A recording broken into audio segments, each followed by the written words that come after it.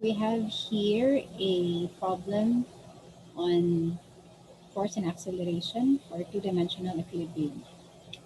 So in the figure, a car engine with weight W hangs from a chain that is linked at the ring O to two other chains, one fastened to the ceiling and the other to the wall.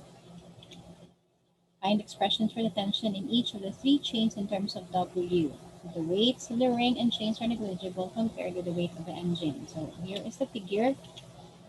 Okay, so the engine is attached to a ring where there are three chains, okay, connected to it.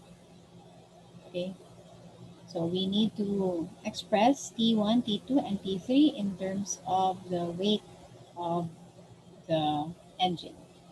So we're not given the specific value for the engine, so our answers will contain the letter W. Okay,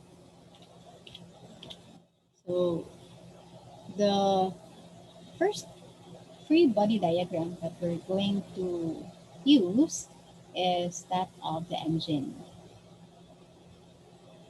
So since we'll be expressing T1, T2, and T3 in terms of W, so we need to use the free body diagram of the engine. So what are the forces acting on the engine? So of course, we have its weight. Okay, the weight is always directed towards the center of the earth. So for this particular problem, okay, so assuming that horizontal ground or the surface of the earth, so the arrow for the weight should be drawn downward. Okay, so this is the weight of the engine, and then it is connected to this chain, we labeled T sub 1 for the first chain. So since it is a chain, so there is a tension, okay, exerted on the engine. So that tension is directed upward. Okay, so it's T sub 1. So it's along one axis only. Okay, and the engine is not moving, therefore its acceleration is not zero.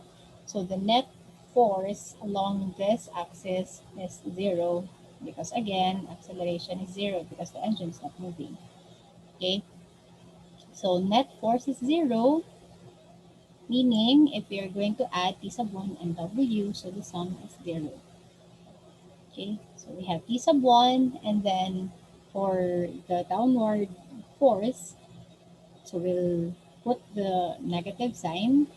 Okay, so it becomes minus W. So W should be the magnitude only of the gravitational force. Okay, meaning that the T sub 1 is equal to the weight of the engine. So we now have one answer. Okay, T sub 1 is expressed in terms of the weight of the engine, or W. Next is for the remaining chains. We have the second and the third chains.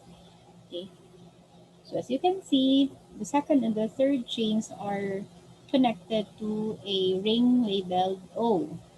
Okay, and this ring labeled O has also another chain attached to it, which is the first chain. So we can draw the free body diagram of the ring. Okay, so we neglect its weight. So what we have here are the tension. Okay, so this is a tension that the chain is acting on the ring, and it's equal to the tension that we computed in this first part, which is equal to the weight of the engine. So this is also equal to T sub 1. Okay, and then for the second chain, it's directed to the left. So T sub 2 is to the left. Okay, for T sub 3, it's two-dimensional. It has x and y components. Okay, So it's here, which is 60 degrees from the horizontal. Okay, it's from the ceiling. It's 60 degrees. So the angle here is 60 degrees also from the sun, from our x-axis. So this is the t sub 3. Okay, so we need to solve for t sub 2 and t sub 3 in terms of w. So we need to find the net force along the y-axis. Okay, so these are two different computations along the x-axis and the y-axis. So along the, did I say x-axis? Okay, so let's say we start with the x-axis. Along the x-axis, so we have two forces only. So we have t sub 2 and the x component of t sub 3. Okay, so for t sub 3, we have its x component. Okay, so this is 3 sub 3 sub x, and then its y component, so t sub 3 sub y. So for the x component, okay, so the net force, by the way, should also be equal to 0 since the object is not moving.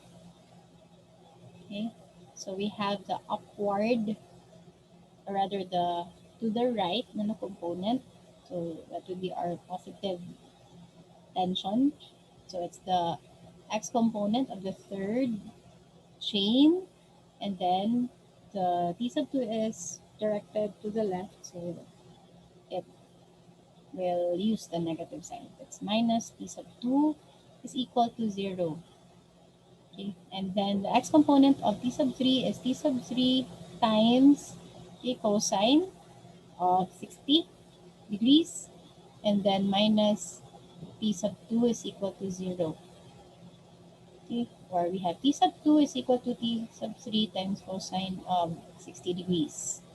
But we don't know either of these two values, t sub 2 or t sub 3, so we need the forces along the y-axis. Okay, so let me put the solutions here. So along the y-axis, so we have the y component of the third tension, okay, and then minus t sub 1, and this is still equal to 0 because along the y-axis there is no movement. Okay, so t sub 3 y is t sub 3 times sine of 60 degrees, so it's equal to t sub 1. And t sub 1 is equal to w, so therefore t sub 3 times sine of 60 is w. Or t sub 3 is w over sine of 60 degrees. Or that's w times 1 over sine 60. Okay, so that's 1 divided by sine of 60 degrees. Make sure that your calculator is in degree mode. So that's 2 square root of 3 over 3, or in decimal forms, approximately 1.15. So times W, so 1.15 W approximately. So we have another answer. So we have T3 is equal to 1.15 times W. And back to the other equation, solving for T sub 2. So we have T sub 3 times cosine of 60 degrees. So since we have this exact value for T sub 3, so we'll use this, okay, and then just multiply it with cosine of 60 degrees. Cosine of 60. So it's square root of 3 over 3, or approximately 0.58. Rounded up to the second decimal place. So 0.58 times the weight of the G, or rather the engine. So the largest value here is 1.15 times the weight of the engine. So, kailangan mas kuan ang tension dito, no? Mas mo tayo nagpugong sa weight of the engine ang katong third chain. Okay? So, wa kaayo effect ang second chain because it's 0.58 times the weight of the engine. Okay, so that's for a two-dimensional tension problem.